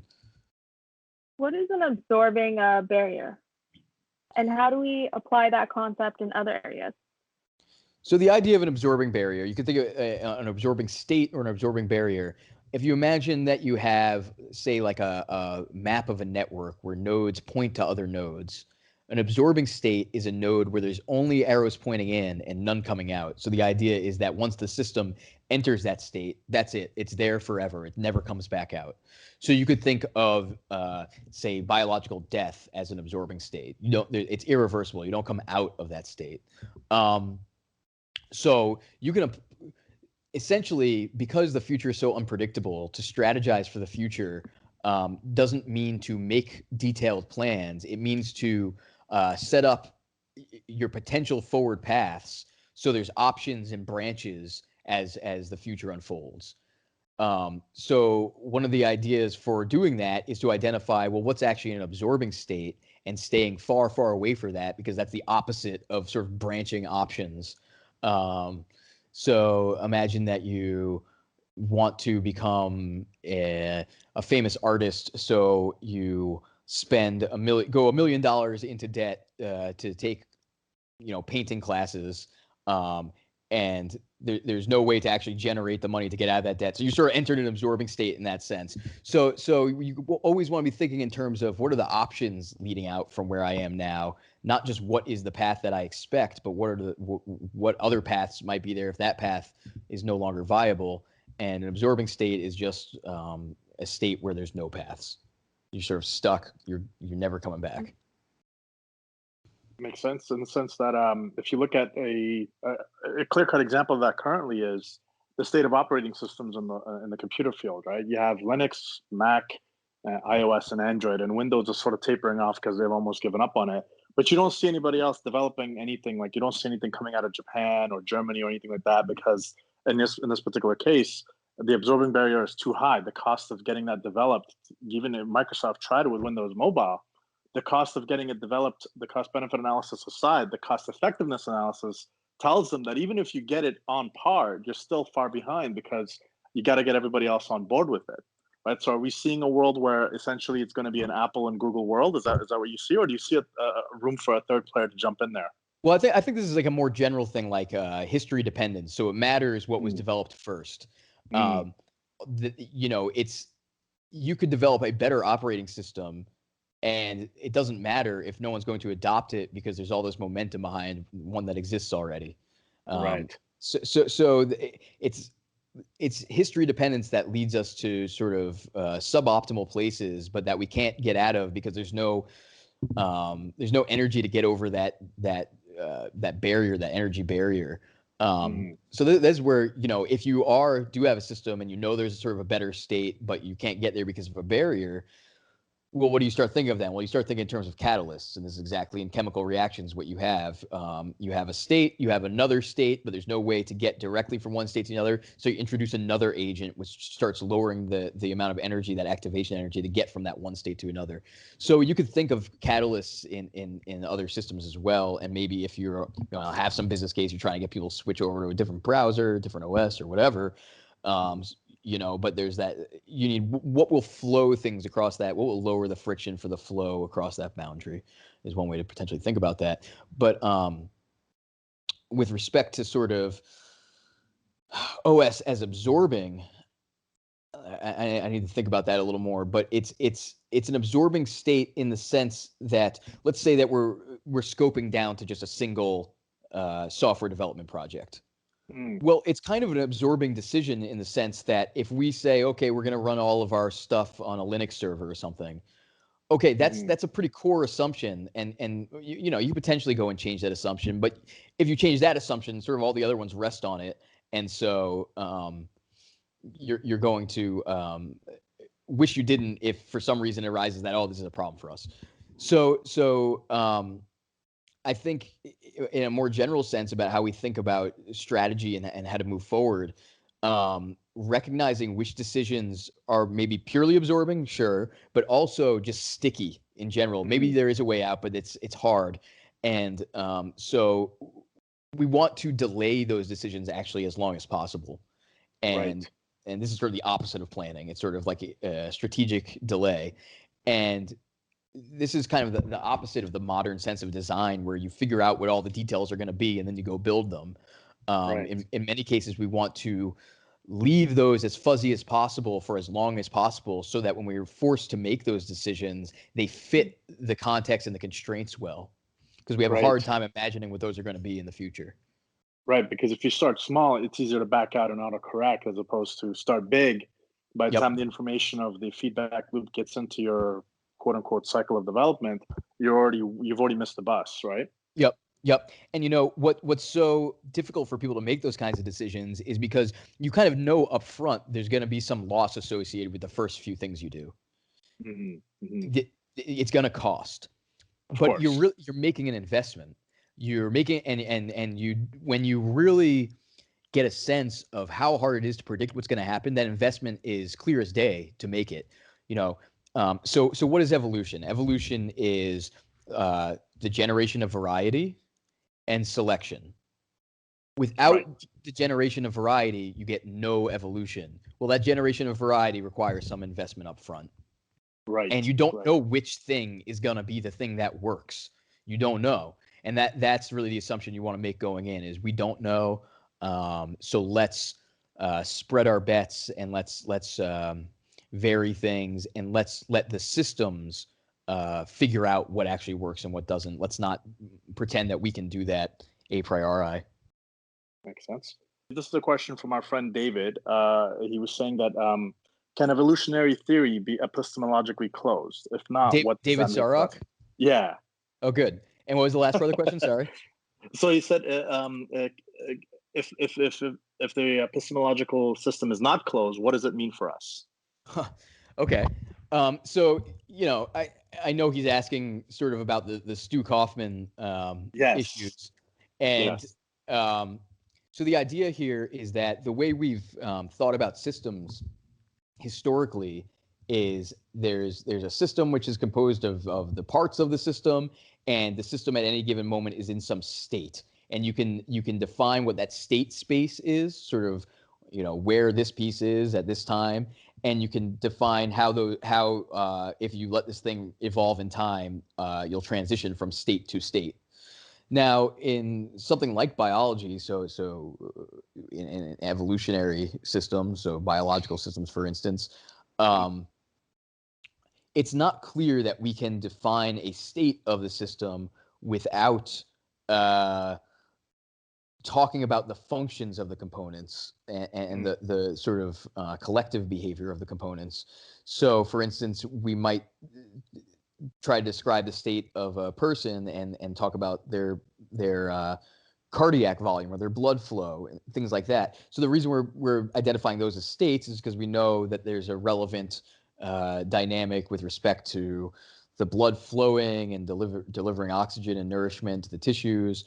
So we know that that's the function. But the interesting thing about evolution is across evolutionary time, the function of a given structure is quite fluid, actually. And so, for instance, one of the ones that Stu brought up, and I think this is in his book, Reinventing the Sacred, which is a great book if you haven't read it.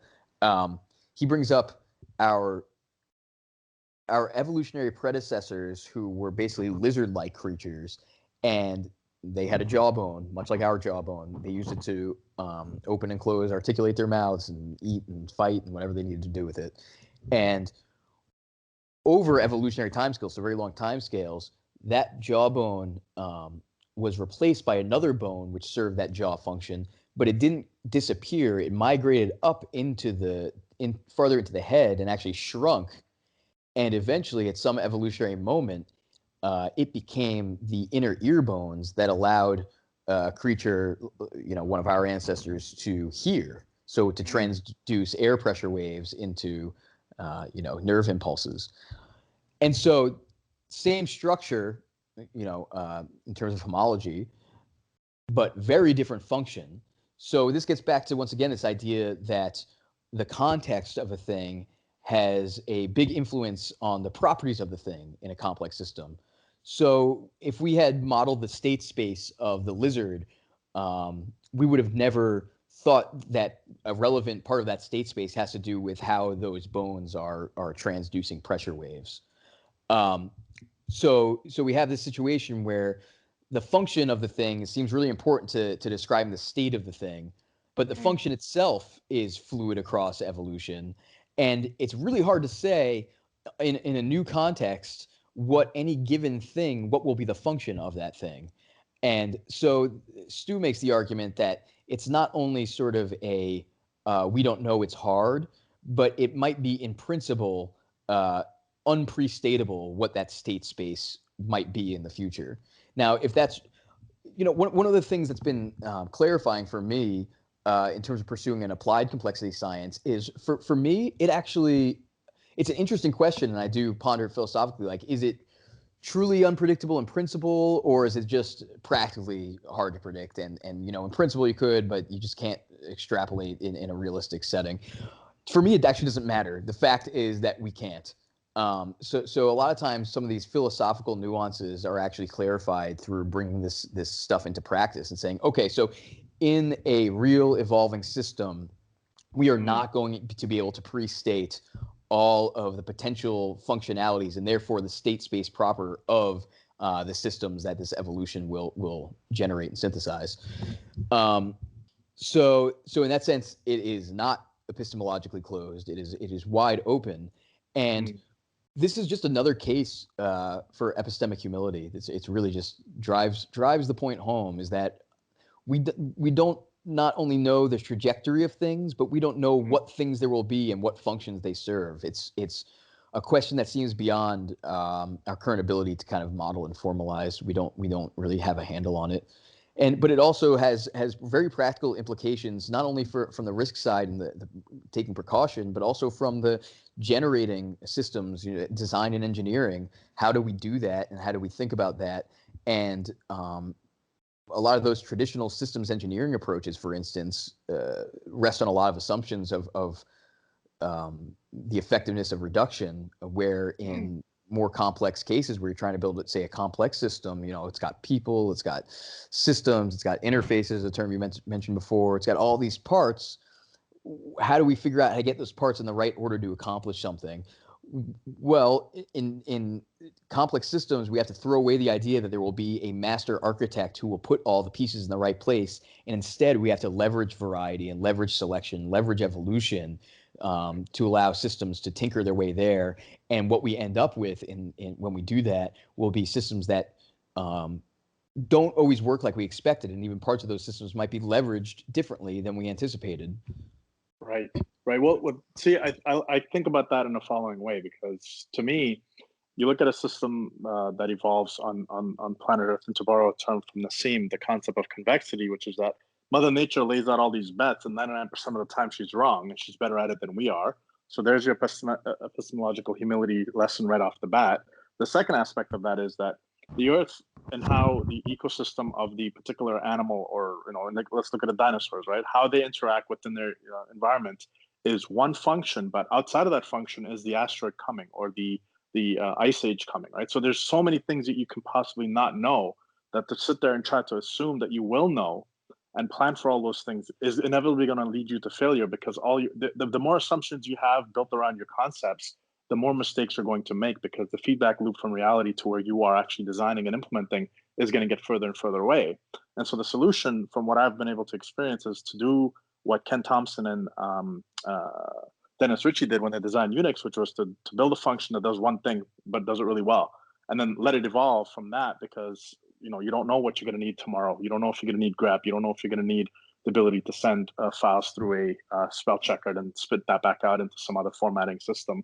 So all those pieces are components that can stand alone on their own, but if you piece them together orthogonally, it gives you the ability to maintain the flexibility that is the only thing that's going to allow you to survive. Because if you're rigid in your upfront structure, you're not necessarily going to set yourself up for success in a time span that may be as short as tomorrow or as long as 10 years from now. I mean, yeah, it's totally true. And with respect to, say, software development, computer science, that's why composability is so essential, so that when you can structure a bunch of sort of atoms or components in a novel way, and everything plugs into each other, plays nicely, and because you don't know what the actual role in a given configuration a thing will serve, so it's better to keep it small and quote unquote simple, so that it can be plugged into a whole bunch of different contexts and serve the context, and you don't have to assume or imagine what those contexts will be. I mean, this is why the internet, the HTTP protocol is so powerful, right? Because it doesn't assume much at all about what you're going to pass along, and no one really imagines social media, for instance, Right. but it's perfectly happy supporting that, and and moreover, the sort of what's the right computer science term? The sort of stateless architecture Right. it is so essential, because it once again, you're reducing the number of assumptions you're making about the other thing, how the other thing will be, how much they need to know about what one another are doing, the parts to do the right thing, etc. So there's this sort of there's this kind of two seemingly opposed kinds of patterns, but both really essential. One is composability, so that you can take a bunch of things and put them together into a new configuration that might be a new whole that does something novel. And as well, sort of the other force is that when something is really tightly fit internally for the sort of purpose built, this generally comes out of a process not of pasting together, but of a single whole that progressively differentiates into what you can perceive as components or parts. But one of the features of a system like that is they tend to sort of be, let's just say they die all at once. Think of any kind of multicellular organism. You take out the lungs, dead. Take out the heart, it's dead. Take out the brain, it's dead.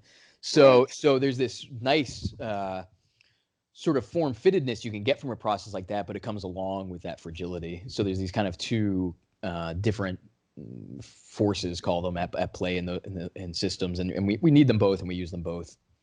Yeah, no, the ironic example of that is just recently you take Instagram and you swallow it whole into the beast that is Facebook, to give you the leverage of all the compute power and edge, content distribution capabilities and all that stuff. And then one app goes down, all of them go down, right? So the trade-off you're buying into is that, yes, I get all these advantages, but my disadvantage is that if you go down, I go down with you.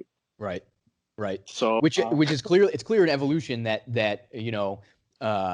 biology finds scales to deal with this and sort of manage those trade-offs. Because if I die, you don't die. But if half my body dies, the other half dies. So there's a scale at which I'm totally an interdependent unit, and then there's scales at which we statistically become independent, and so the system can take a hit, say, and the system as a whole isn't massively harmed. So you know what, that always brought this interesting question to me with regards to scale. If the asteroids hadn't hit, and for all the people who are saying that never happened, okay, leave that aside. Let's just look at the assumption of the dinosaurs roaming the Earth, and not being disturbed and being wiped off, would we have even bigger dinosaurs? And how much bigger would they be, right? It's one of those weird things you don't really think about until you think about scale and go, oh, I see, a little rickety boat turns into the Titanic, right? But time always delivers perturbations. Yeah. It always delivers stress, disruption, etc. So we could do that, but if it wasn't that, it'd be something else. And it's just, you will always get those perturbations and those stressors. So what's interesting is, what is it about the forms that are most persistent that allows them to persist despite those impacts and whatnot? The antifragility factor. Yeah, exactly. And so what is it about those systems? I'm not going to try to make a definition here, but I mean, clearly it like you said, it's the anti-fragility. It's that they not only can buffer themselves against some of those impacts, but even might benefit from them. And I think, with respect to the dinosaurs and stuff, if the asteroid theory were correct, I mean, we mammals benefited from that big time, because it opened up a big niche for us to literally and figuratively grow into. So of course. I want to take the last couple of minutes to just go through a bunch of questions, because like I said, for you, we have so many questions. Okay. So this one is, again, a lot of them are from David and Paul and a couple of the other guys. So we have a bunch of questions, so try to get through them at the pace that you feel comfortable with. So the first one is, taking Gödel's incompleteness theorem into the human domain, do you think that any formal human organizational system is possible? Do I think that any formal human organizational system is possible? Correct. Not only, I don't think we even need Gödel to say no. What's so powerful about say why is AI still dumb? Why doesn't Wozniak's robot exist that can go to an arbitrary house and make a cup of coffee? And it's because of the rigidness of formal systems. So whether at base or not, and this is a debate we might have with Trishank or something, the reality is or is not formal. Nevertheless, there's something about complex living systems, social systems, that allows them to behave informally. And when you have, say, like a rigid formal structure, many times you get persistence of the system in spite of that formality, where that would be potentially a death blow, but people are informal. I can start, not me, I'm married, but in theory, I can start dating the secretary from the other part of the company, and we can start talking about what's going on at the company, and all of a sudden that exists outside the formal organization, right? But it's going to have some effect potentially on the dynamics of the company. So humans are, or let's talk about Yogi Bearisms for a second. What's so fun about most Yogi Bearisms is the fact that they are understandable, but only not from a formal standing. They're always using words, sort of, what is it? You couldn't have a conversation because no one would stop talking or whatever, right? It's sort of like, isn't a conversation, isn't the definition people talking? But we kind of understand what he means by that. But it's not because we're dissecting the language in a formal way. It's because of the informality of how we interface with it. And so I don't even think we need Gödel in this case to say that, no, formal humans are not going to behave according to formalisms, no matter what. They might approximate them in certain settings, but in general, they don't behave that way. Fair enough. And so we're going to do this next question. It's a bit of a complicated one, so I just want you to explain to our listeners, what is the definition of ergodic versus non-ergodic? And then once you've given that, then I'll give you his question, because it's quite a mouthful one. Okay, so briefly, ergodic is a system where, let's say I have a system with many quote unquote particles. So those particles could be anything. They're little agents inside the system that I could look at and observe. If I can look at one of those particles or one of those agents over time and see what they do, how they change, and I get the same information as if I take one moment in time and look at all the particles, if that information is the same, then we have an ergodic system. Okay. If they're different at all, then we have a non-ergodic system. Okay. So let's take an example. Let's imagine that, it's, I don't know, whatever. It's the Middle Ages, and you and me are going to become apprentices I'm going to apprentice as a blacksmith and you're going to be a stonemason. Okay. And let's say that the society dictates that once you enter your apprenticeship, that's it. That's your trade. Mm. So let's follow my trajectory in time. I'm a blacksmith. You're a stonemason. If we look at any slice in time, 50% are stone. We're just thinking about you and me. We're the whole world, whatever. 50% are stonemasons and 50% are blacksmiths. Okay, that's the information we get if we look at a slice in time. But if I only look at you across all that time, well, you're a stonemason 100% of the time, and I'm a blacksmith 100% of the time. So we have 50% on the one hand versus 100% on the other. Now we have a space-time difference. They're different than one another, and that's a non-ergodic system.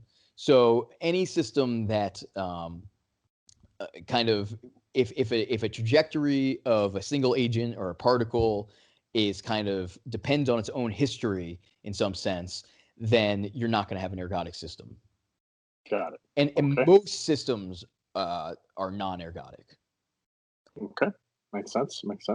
So his question, now that we've given that the foundation to work with, is he says, if we're moving from ergodic and entropic system to anti-entropic and non-ergodic systems, that means that human organization has moved from small uncoordinated groups, i.e. hunters and gatherers, and after the advent of agriculture to I-rule-based systems, to rules-based systems, and finally to consensus-based systems as a form of current democracy.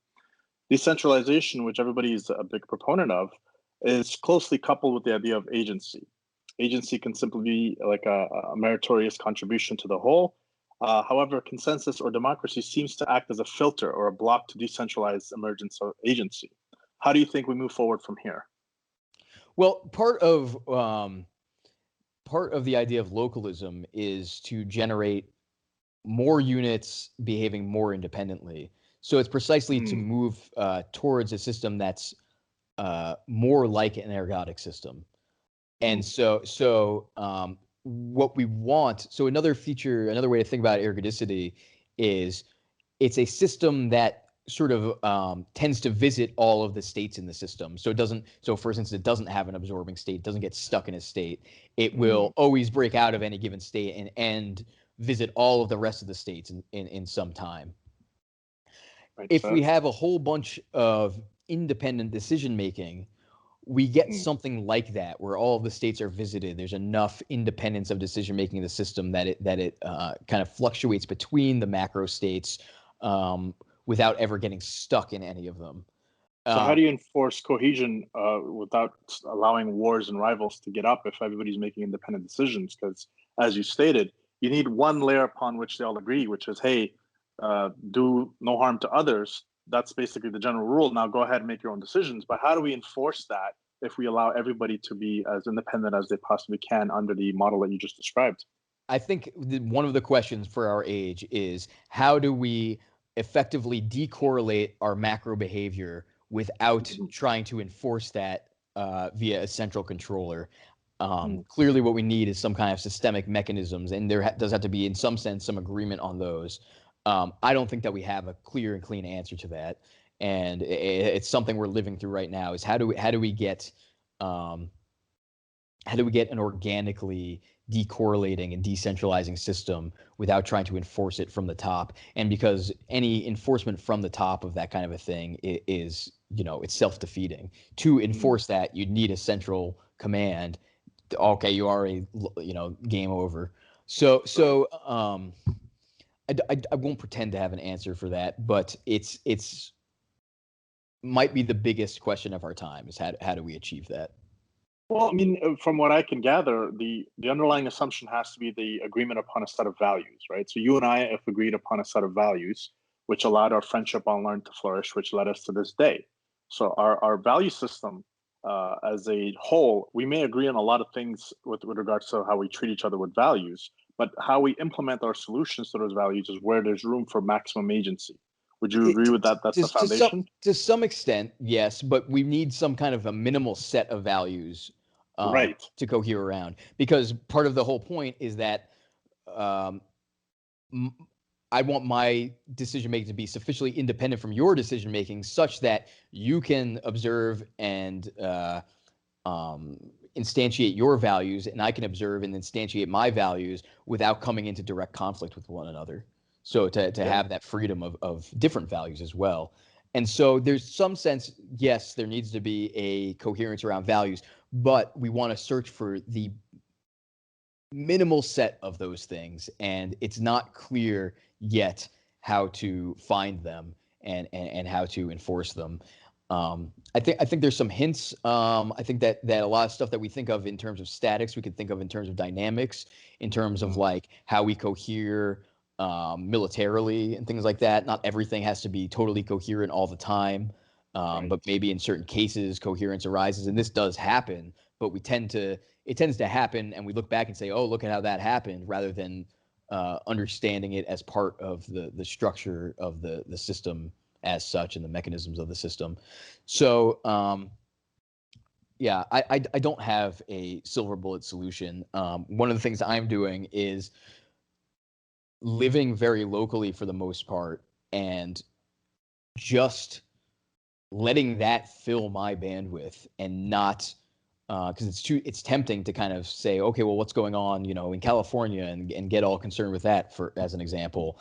But that's actually against what I'm trying to achieve. What I'm trying to achieve is something that's relocalized, and so I am obligated to turn my attention locally as much as possible. And so I am doing that, but it does leave open these questions of, okay, well, when a global dictator comes into power, how do you push back against that, and things like that. Right. No, that in that sense, I got the example with my parents, who, we live in Canada, but they're constantly consumed about news from back home, Afghanistan. And I always tell them that the more you pay attention there, the more agency you lose here, because instead of progressing on what you're trying to do here, you're constantly worried about things which you have no control over. Right. Right. So I do want to be respectful of your time. You did say you only had 2 hours. So I have 2 more questions for you, and then we'll call it a day. All right, two more. Let's do it. Yep. Okay. So the first question comes from Paul, and he says that if there was one thing you wanted people to understand about complexity theory, what would it be? It would be that the essence of a thing is not in the stuff that thing is made of, but in the patterns of organization that thing embodies. That's the essence of complexity. It's that all of the properties in the world that we're interested in, all of the phenomena, are not of some substance that the thing is made from, but from how the various substances interact and self-organize into patterns. And those patterns are what the actual thing, quote unquote, that we're interested in is. And it's very difficult, because it's natural for us to think in terms of substance and to think in terms of, well, what is this thing? What is it made of? But what we find more and more is that if what a thing is made of is at least secondary to what is the organization of that stuff it's made of. And so that's what I'd want someone to walk away with, is the phenomenon is the organization. Excellent. Awesome. And one last one. What is your favorite book? Favorite book? I don't know. Books and lists. Go for it. Go your top 10. I don't know. Top 10. Okay. So I'll say 3. Got to give it up to Nassim. Antifragile. Timeless Way of Building. Chris Alexander is one that I read over and over and recommend over and over. The guy is brilliant. Robert Rosen, Life Itself, another book I return to over and over. It is, in my experience, he brings the most clarity to what we call science, and the modeling process that we leverage in science, and what that says about how we interact and interface with the world. And he just sort of blows a lot of assumptions up that we're all very used to making. I'll mention one in particular, and it's so Aristotle had 4 causal categories that he articulated: material, formal, efficient, and final. Well, science as we know it addresses generally 3 out of those. and what's in common about those three, sort of the formal, material, and efficient, is that they all correspond to, and this is related to Stu Kaufman's argument that we touched before, they all correspond to how the state of the system now transitions into the next state deterministically based on the state of the system and the dynamical laws that bring it there. And so it's always that the future is always caused by the present necessarily transitioning according to these rules into the next state, the future. Now, final causality is the idea that, so for Aristotle, cause is all about asking why and answering the question of why. So we might have, okay, so for instance, let's say that I'm playing soccer and I kick the ball and I score a goal. So I might say, well, why did I kick the ball? Well, it could be that, well, my neurons were firing in this way that interface with my muscle that caused my, muscle to tighten and the contact of the ball. And there's this whole physical chain where the ball receives the impulse, et cetera, and ends up in the goal. Okay, that's a reasonable answer. And that kind of covers that sort of material, efficient, formal cause. But another kind of answer to why that I might give is, well, I scored a goal because I was trying to get my team to win. And, I know that the score matters to win the game that we call soccer. So if you look at that answer, why did I kick the ball? I kicked the ball because of something that happened after I kicked the ball. Right. So now all of a sudden things are kind of out of order in time for what we're comfortable with. We're comfortable with things going from past to future, but this almost sounds like I'm saying the future caused the past. Right. So what is that? How does that fit into our understanding and explanation of the world?